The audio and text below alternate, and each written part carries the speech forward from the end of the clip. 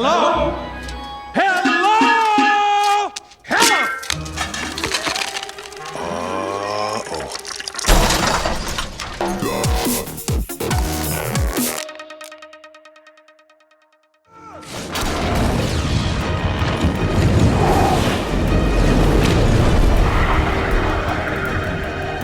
You missed! How could you miss? It was 3 feet in front of you!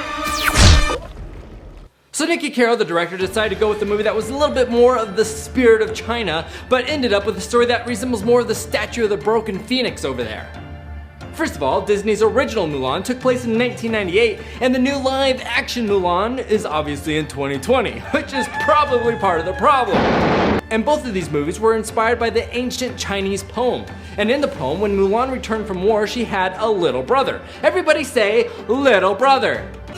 Little brother! In the original Mulan, she didn't have a little brother, but she did have a dog. And paying tribute to the poem, if you remember, the dog's name was Little Brother. Little brother! I also find it interesting that in the poem, Mulan had a sibling, but in 1998's Mulan, she didn't have a sibling.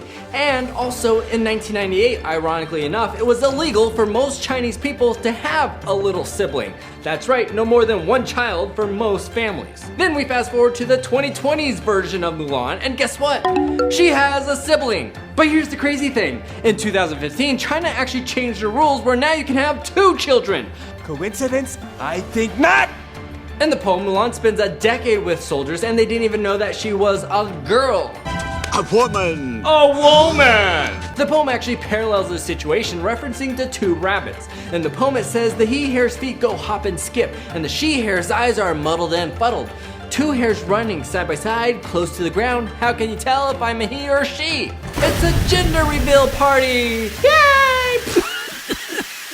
So in the new Mulan, that's why in the beginning we see Mulan riding her horse next to 2 little rabbits, scurrying across the floor. There's several times in the live action Mulan where they paid respects to the original animation. For instance, the hair comb. That was obviously so important to Mulan and her journey and her identity, so they brought it into this movie.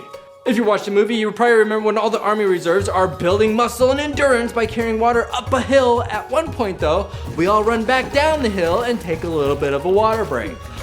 And that's what I call high quality H2O. And maybe that little algae spot over there is a hidden Mickey. Chances are they actually made that water trough for the movie. I highly doubt that that was just sitting in the middle of nowhere.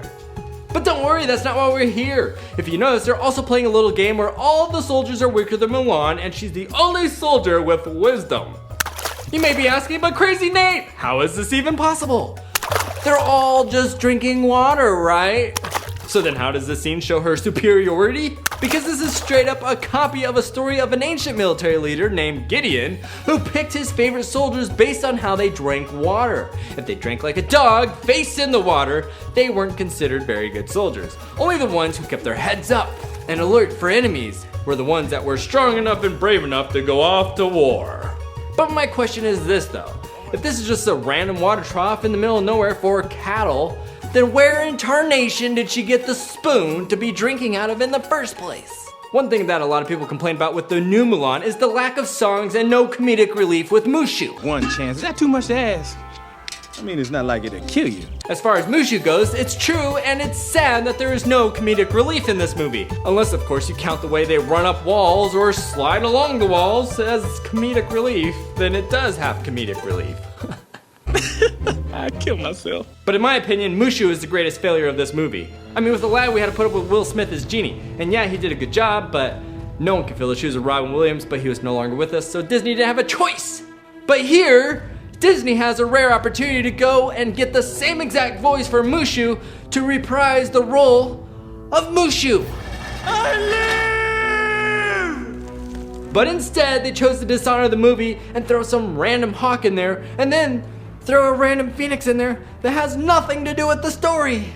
Dishonor. Besides the money issue, another weird thing is that this weird witch bird lady, she makes no sense and she tells Mulan, Then you will die, pretending to be something you're not. But here's the thing, the fact that she pretended to be who she isn't literally saved her life. Because if she wasn't pretending to be someone else, she would be dead right now. See this guy? He died from a throwing star because he's just a guy and not pretending to be a guy. so he doesn't have layers of leather protecting him and his vital organs, while simultaneously making him look different. This cricket's a lucky one! If I was a shot caller, I'd rather see them bring back Cricket than just some random bird that does nothing to push the story along. But to give a shout out to Cricket, they did name this guy over here Cricket. I'm Cricket. My mother says I was born under an auspicious moon. That is why my mother says I'm a good luck charm. We also have a cameo from the original Disney princess from Mulan 1998. This lady right here is Ming Na Wen, and she was the original voice in Mulan. Your Imperial Highness, Hua Mulan. A famous actor worth mentioning is who played the Emperor. He was none other than the famous Jet Li. And apparently just to mud up the story a little bit more, they made him have magic powers as well. Just like Mulan, everyone gets magic powers here. No one is just a normal person that just worked really hard to become exceptionally talented, like we got in the original Mulan. Even though this film didn't have a lot of singing, or any singing for that matter, because we're going for realism here. They did play a few musical pieces that were basically some of the classics from the original, just more realismized. And Commander Tung even said one of the lyrics to the originals. We're going to make men out of every single one of you. Mr. I'll make a man out of you. They also had that conversation about a girl worth fighting for, they just didn't sing it. How about a girl who's got a brain? Who always speaks her mind? But I'm sure everyone loved the song more than the boring conversation that we had to watch. My ideal woman is courageous. A courageous woman. Yes. Now comes the part where we throw our heads back and laugh. Ready? Ready! And the scene with the soldiers in training carrying a bunch of pails of water to the top of the hill. If you go on Netflix, you can find a really old movie called The 36th Chamber of Shoylin. In that interesting movie, you're gonna find a very familiar scene where the warriors were carrying buckets of water to the top of the hill.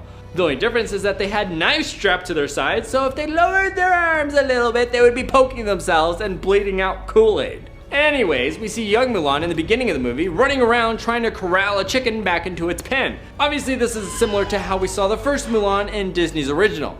However, this also foreshadows how Mulan will hunt down the bad guy at the very end. But nonetheless, he's a chicken on a roof and Mulan's chasing the chicken on the roof. Chicken boy! Even though this is a movie about China and it was made with $200 million, most of it was actually filmed in New Zealand. Why couldn't they film it in China? China? I think there's a lesson that we can all learn from this film. Disney has made many remakes now of originals and most people think most of them are trash. Trash? That's because cartoon films allow our imagination to escape into a whole new world. A whole new world! Very nice. And when they make that into a live action remake, we all have our own views of what that world should look like. And none of them are the same ideas of what actually is made. So it's destined to fail before it even gets off the ground. Some people want our favorite characters like Mushu, while some people want it to be completely real and nothing fake. And then some people are just watching, comparing scene versus scene, cartoon versus real, cartoon versus real. There's a famous old saying that sums this up. If you try to please everyone, you'll end up pleasing no one. My personal hope is that Disney stops recycling old ideas that were great ideas and still are, but not to be devalued by making a remake to destroy that view that we had in the original. But I would hope that in Disney's near future, they take a chance with new stories. And if we want more new stories, we have to watch those new stories that they do create and encourage them when they do try to make new stories. If you enjoyed the movie, I'm glad that you enjoyed it. I hope somebody enjoyed it. That's not what I'm trying to do here.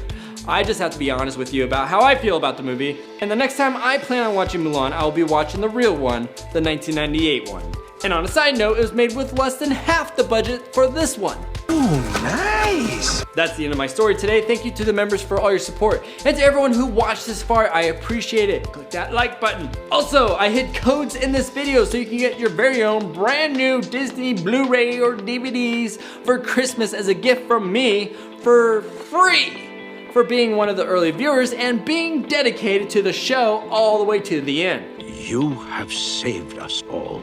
So hopefully you find one of the codes, just screenshot the code, type in the code at crazynate.com when you buy one of the DVDs and it will make it free.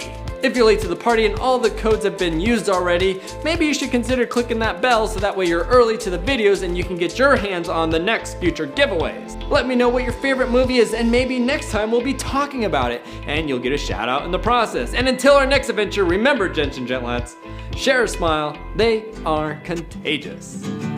Hey, share a smile, they're contagious. Can you imagine a day without smiling? Whew, that would be outrageous.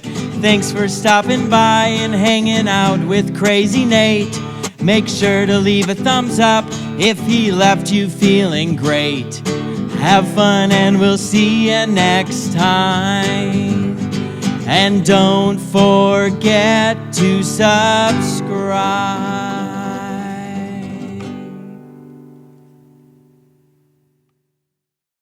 All right, that's it. Dishonor. Dishonor on your whole family. Make a note of this. Dishonor on you. Dishonor on your cow.